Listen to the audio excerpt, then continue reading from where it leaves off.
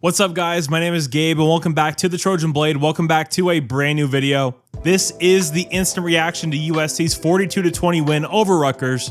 Man, we needed that in the worst way. The 3-game skid is officially over. We are back in the win column.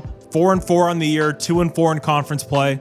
Obviously not at all good enough on the year, but a very positive outcome for tonight. This was kind of a strange game overall. I thought the offense overall was very smooth, very efficient. Miller Moss did exactly what you would expect from him in this game. Very good in the short to intermediate game. For everyone calling him a statue, he even pulled the read option and ran it in for a score. But what really stood out to me about the offense tonight was the physicality. I thought Woody Marks was setting the tone from the jump in this one. Kyle Ford had a big performance. And man, even with a bad knee, Emmanuel Pregnon is an absolute beast in the run game. It was clear to me that we came out to set the tone early to send a message that we were going to be the aggressors on the offensive side of the ball. Woody Marks was very good in this one, 15 carries, 94 yards, 3 touchdowns. Of course, one of those touchdowns should have went to Zachariah Branch early in this game, but the Big Ten refs with one of the most bullshit overturns I've seen. And yeah, just speaking more about Miller Moss's performance, I thought he was very smart, he was very decisive, he didn't try to do too much. In the third quarter, things were starting to play out the way they have been over the last few weeks. We got stopped and had to punt, the defense gave up a score and a 2-point conversion, and instead of coming back out and throwing a game-changing pick, we hit a 70-yard crosser to Makai Lemon. So overall, I was very pleased with Miller Moss and his performance on the day. Very smooth operation from him. But we can't go any further without talking about Makai Lemon. He was by far the player of the game in this one. This morning, I actually uploaded a video about the changes I want to see on the field for SC, and one of them was to take Zachariah Branch off of kickoff return, and I actually said that Jay Thayer should be the one returning kicks, but I did mention Makai Lemon as a potential option.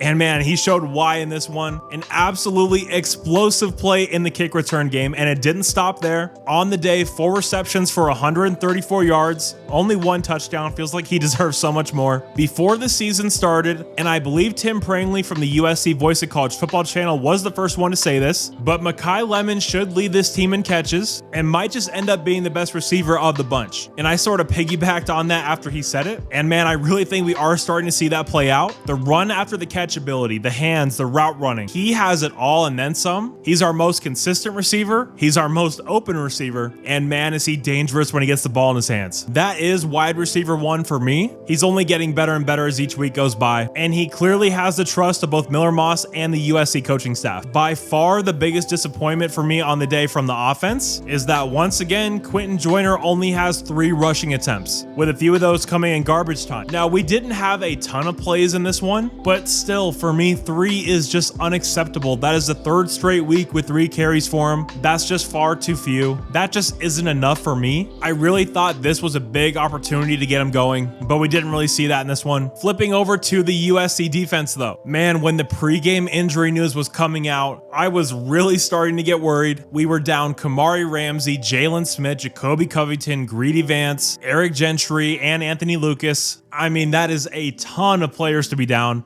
We ended up losing Nate Clifton in this one as well. So to be down 7 starters for the vast majority of this game, that's a tough situation. This is not a deep team as it is, and that obviously made it even more of a struggle. We saw a lot of interesting pressures from D'Anton Lynn tonight though. We were doing this thing schematically where we would clear out all the linebackers, they would be playing on the edges, and then we put one of the defensive ends as like a Mike linebacker. We did it with Solomon Tuliapupu, we did it with Jamil Muhammad and Sam Green, and they would line up in that Mike linebacker spot and then just hit a dead-on sprint right at the middle of the offensive line. Solo absolutely obliterated a guard for Rutgers in that first half, but we really did a lot of interesting things to mix up the pressure. Blitzes were coming from everywhere. We had some 6-man fronts, a few 7-man fronts. We were really getting aggressive with the run blitzes, and I thought overall it worked. Kyle Monungai had 18 carries for 86 yards, averaging 4.8 a pop, but he couldn't finish this game. We were so physical, we were hitting so hard. Mason Cobb in particular was absolutely smashing people. I thought this was one of Easton's better games as a Trojan as well. He was flying around. He was making a lot of tackles. It was an overall rough night for the corners. DeCarlos Nicholson and John Humphrey, man, just a rough game from them overall. We were sort of playing soft coverage all night, but I saw both Doug Belk and D'Anton Lynn absolutely laying into them a few times because they were sitting way too far off and just allowing really easy conversions on 3rd down. We honestly should have had 4 or 5 picks in this game. John Humphrey cannot catch the football. And one thing I'm realizing as I watch more and more Big Ten football and our corners have to learn this. They let you get away with a lot of hand fighting if you turn your head and try to find the ball. You saw DeCarlos Nicholson in the left side of the end zone. I think it was in the first half. There was a lot of hand fighting going on. He never turned his head and they called it a PI. Very similar situation happens again, but this time he turns his head and they don't call it. So our corners have to learn to get their head around and try to find the ball. And let me just say, the more and more I watch of Zion Branch, the more I think he needs to gain like 10 to 15 pounds in transition to be a linebacker. He had a really tough time in coverage early in this game. He got toasted a few times, but man, when he gets down near the line of scrimmage, he's a different player. He had a sack in this game. He was coming down and making plays in the run game. He looks like a completely different player in the box as opposed to being that deep free safety. And also, let me just say, as bad as Ethan Kaliakmanis was when I watched him in previous games, man, that dude is dreadful. He had a few nice completions in this game, but going 27 of 47 for 313 and no picks on the day, those numbers do not at all tell the story. Yeah, he's for sure the worst quarterback we're going to see all year. That includes the pig farmer. Absolutely dreadful quarterback. And if we had corners that could catch the ball, we easily could have had 4 or 5 picks in this game. But with this being a Friday game, with us resting a lot of members of that secondary, Akili Arnold being the only starter to actually play in this game, that really gives us a big advantage heading to Seattle. Jacoby Covington's going to be fully rested and healthy, you would imagine. We need those guys going up against Will Rogers and that Jedfish passing attack. So getting that rest in this game I thought was vital. It was a little frustrating at the end though for the defense not being able to get off the field. There was a lot of time left to get the young guys in on offense and get them some reps. You saw Jaden Mayava come in at the end there, but we could have done that a lot sooner, got them a lot more reps, but the defense really just struggled to get off the field. But yeah, overall for the defense, considering what we were missing, I'd give them a passing grade in this game. It wasn't anything outstanding. It wasn't extraordinary. It wasn't even a B effort, but a solid C. I'm very excited to do my rewatch specifically for the defense. There were a lot of cool looks in this game I cannot wait to break down. I will do some of that in the game review that comes out on Monday. And yeah, man, that's all I really have to say. We needed this win in the worst of ways. And of course, another absolutely massive game next week going up to Seattle. So any questions we had about Lincoln Riley losing the team, losing the locker room, or maybe Miller Moss not being the guy for this team, I think those questions got put to bed tonight. It should be a much more civil and calm week in the Trojan fan base, which of course is a very good thing. And yeah, very proud of our guys. Not a complete domination by any means, but a very solid win, a very resounding win. And yeah, overall a very good night for our Trojans. And to all my Dodger fans out there, congrats to you guys. A walk-off grand slam in game 1 is absolutely nuts. Freddie Freeman's a stud. For sure, hope you guys can pull it out against the Yankees. But guys, if you did happen to enjoy this instant reaction, please do leave a like and subscribe to the channel if you haven't already. Thank you guys so much for all the continued support. You're all awesome, and as always, take care and fight on.